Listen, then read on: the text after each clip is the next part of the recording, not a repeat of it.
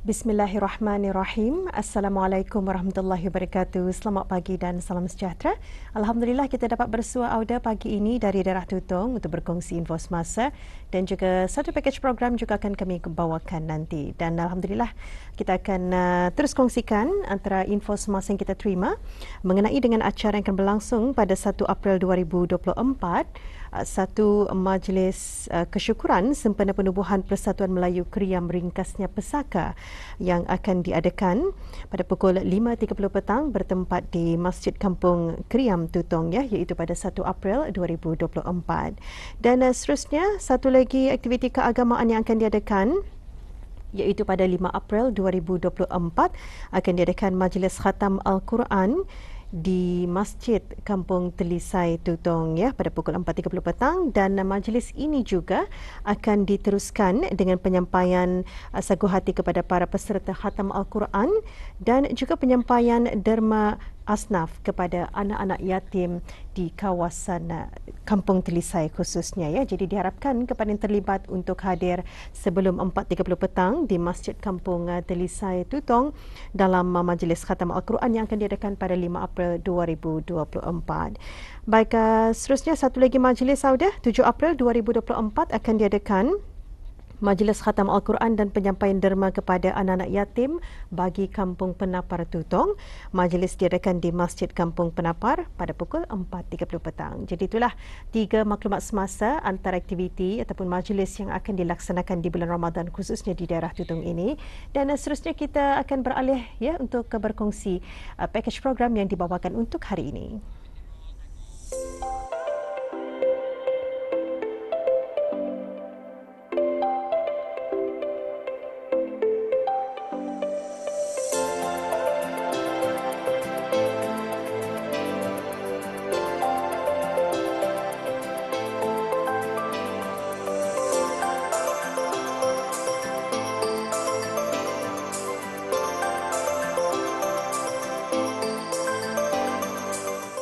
Menerusi pertemuan pakej program dari daerah Tutong kali ini menampilkan Dayang Rabiatul Adawiyah binti Abdullah Hadini berasal dari Kampung Telisai, merupakan seorang penuntut dalam kursus Asian Tech in Aquatic Science yang mana minat terhadap bidang berkaitan aquaculture telah lama tersemat dalam diri.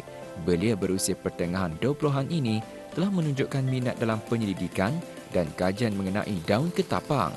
Berikutan tumbuhan itu mempunyai banyak manfaat dan kebaikannya untuk hidupan aqua. Ketapang atau Indian almond leaf merupakan tumbuhan yang dapat ditemui di iklim tropika dan subtropika dari Asia tropika ke Australia Utara dan Polinesia. Tumbuhan tersebut boleh tumbuh sehingga mencecah 35 meter tinggi dengan batangnya sering bertunjang dengan kulit kayu berwarna kelabu, kemerahan dan sedikit retak. Saintifiknya, ia dikenali dengan nama Terminalia catapa dan menghasilkan buah dengan teras berbatu yang berwarna hijau, selain mempunyai daun hijau tua di permukaan atas dan hijau kekuningan di permukaan bawah dan akan bertukar menjadi merah sebelum jatuh. Tumbuhan ini tergolong dari keluarga Combretaceae.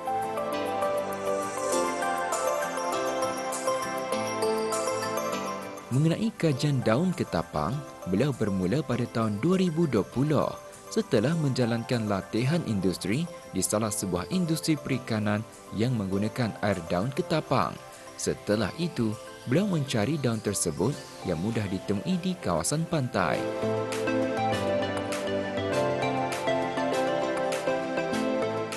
Daun ketapang yang paling baik untuk dikutip adalah yang baru saja gugur pada dahannya dan berwarna oranye kemerahan. Setiap daun ketapang mempunyai kandungan utama seperti alkanoid, flavonoid dan tanin yang amat berguna sekali untuk ikan hias akuarium. Pada lazimnya, daun-daun ketapangan ini selalunya ditemui di persisiran pantai ataupun mangrove. Dari karakteristiknya, daun ketapangan ni ia besar and then ia bulat, ia punya warna hijau, kekuning-kuningan dan kemerahan. Waktu ia kemerahan itu, ia tak sudah masanya untuk luruh tu. Pada lazimnya juga, kadang-kadang ada orang suka ngambil yang warnanya yang terlalu merah, gitu kan. Ada juga orang yang mengambil warnanya yang sudah coklat-coklat ketuaan lah. Dengan berbekalkan pengalaman dan kajian yang telah dilakukan dalam jangka masa 3 tahun mengenai daun tersebut, maka beliau menghasilkan katapa tea bag untuk memudahkan penggunaannya, terutama dalam sektor aquaculture. Selain penginovasian tersebut dapat menjimatkan tenaga, masa dan memudahkan kerja pengguna tanpa perlu melakukan proses pembersihan, pengeringan dan lain-lain.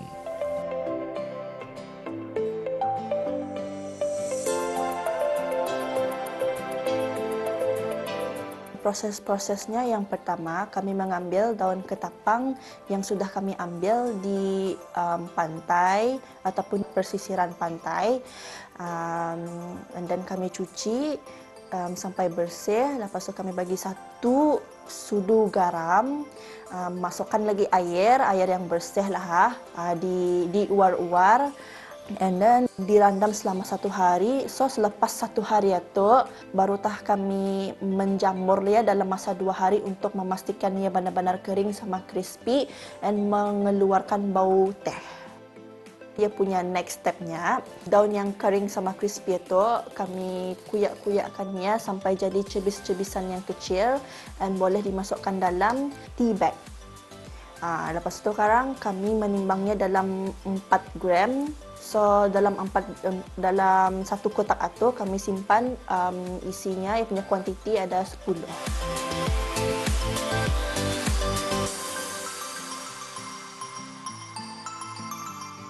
Cara penggunaannya, masukkan 6 liter air aerated ataupun air biasa saja